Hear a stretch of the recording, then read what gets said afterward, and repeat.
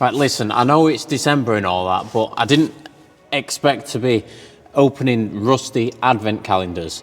This is more work than I previously anticipated.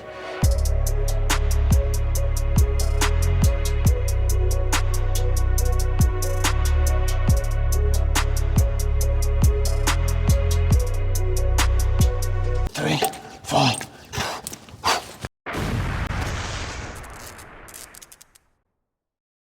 This is Auto Alex's BMW E30 Touring, aka Roger. Me and Roger are actually wearing the same colour today, which is awesome. Now, in the previous video, we started fabrication on this corner and we got all that buttoned up. In this video, I'm going to get the wheel on that front side, I'm going to change the jack to the back side, get the wheel off and start investigating that rear arch, because I know it's quite bad because Alex put a crowbar straight through the back of it. Thanks, Alex.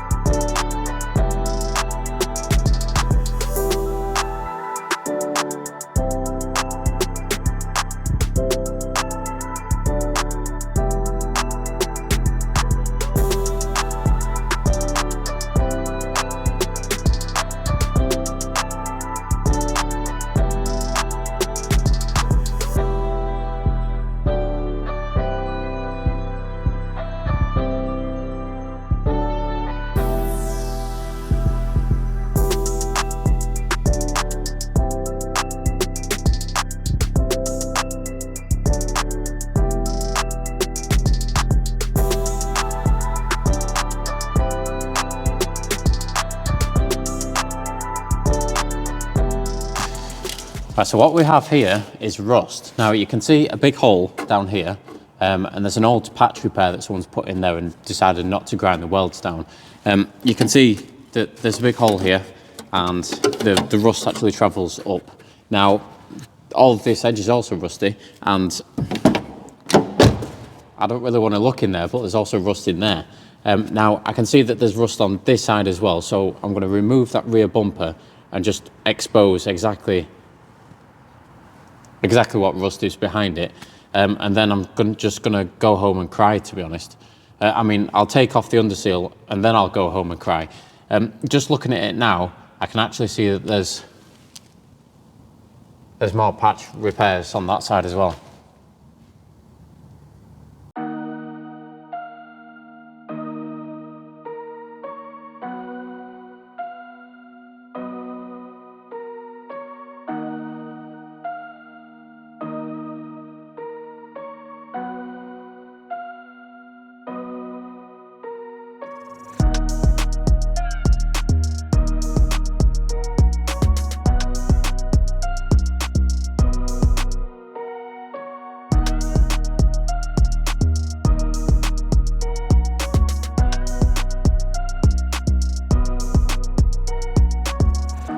Right, so that's going to be it for this video.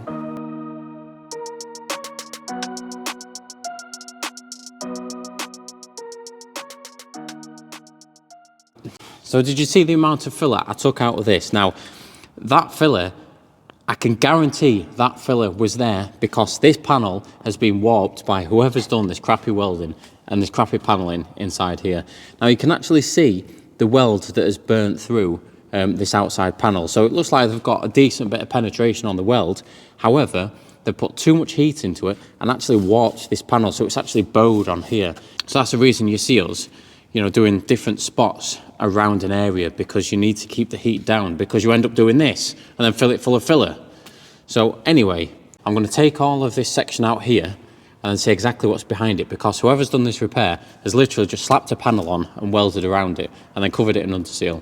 So this needs doing properly. I dare say that when I take these panels off, there's probably rust behind them, which is the original panel, but yeah, we'll soon find out. So I'm going to cut these out and probably cry again because I've got loads more work to do. I thought it was just that, but that's rusty as well. Fantastic. Oh, 1, 2, 3.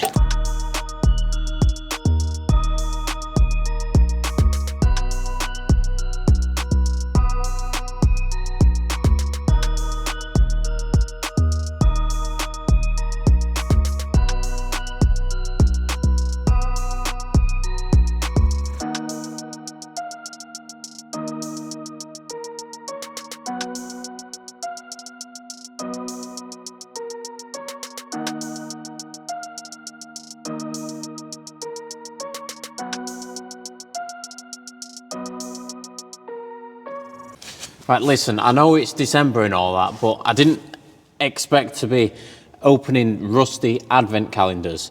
I mean, what's behind door number 1? Oh, look, rust. Door number 2, more rust. Door number 3, probably even more rust. There's another door number 4 down here. Rust. This is more. This is more work than I previously anticipated.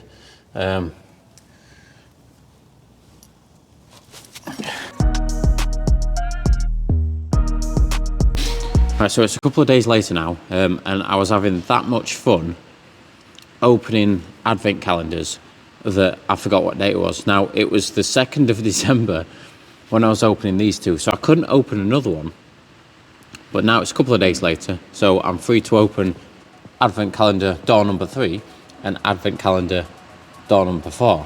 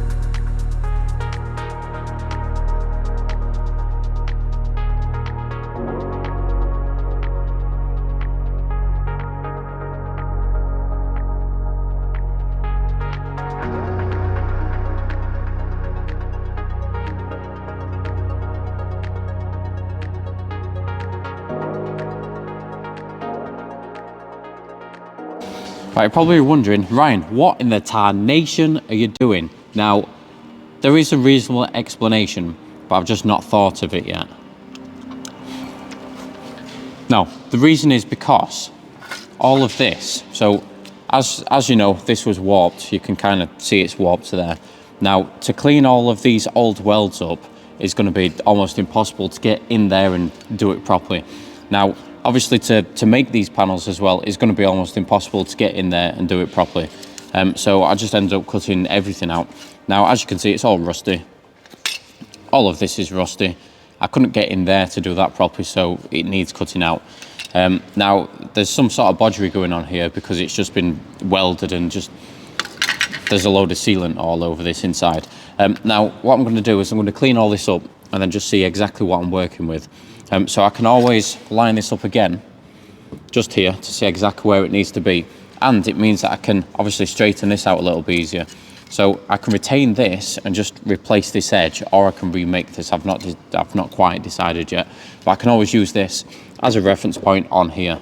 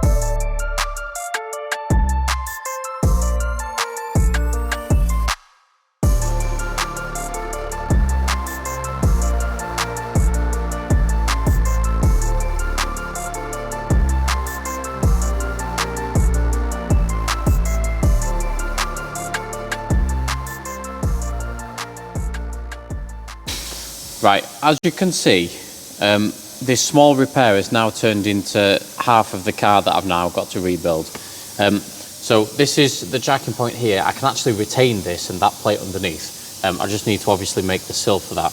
I need to make this intersection. I need to make this intersection here as well. I've got this dog leg, which was rusty inside, that I've got to remake.